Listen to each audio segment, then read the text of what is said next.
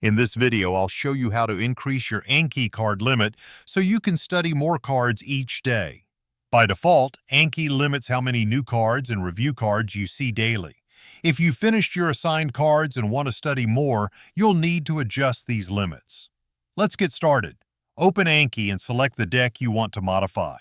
If you are inside a deck, click Options at the bottom.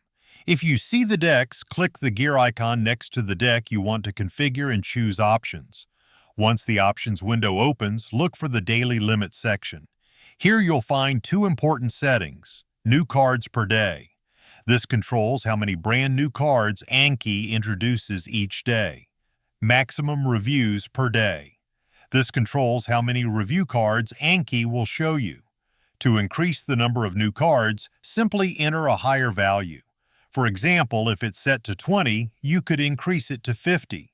To increase review cards, raise the maximum reviews limit. Many users set this to several hundred depending on their workload. These settings can be default presets that will be true for all your decks, or deck-specific if you want to set different rules for geography and language learning. After making your changes, click Save. Now return to your deck. You'll notice that Anki can show more cards during your study session based on the new limits you've set. If you're studying multiple decks, remember that each deck may have its own preset. You'll need to adjust the settings for any deck that uses a different preset. One thing to keep in mind is that increasing your limits means you'll have more cards to study each day. While this can help you get through a backlog faster, setting the limits too high can make reviews overwhelming. A good approach is to increase your limits gradually until you find a workload you can consistently maintain. And that's all there is to it.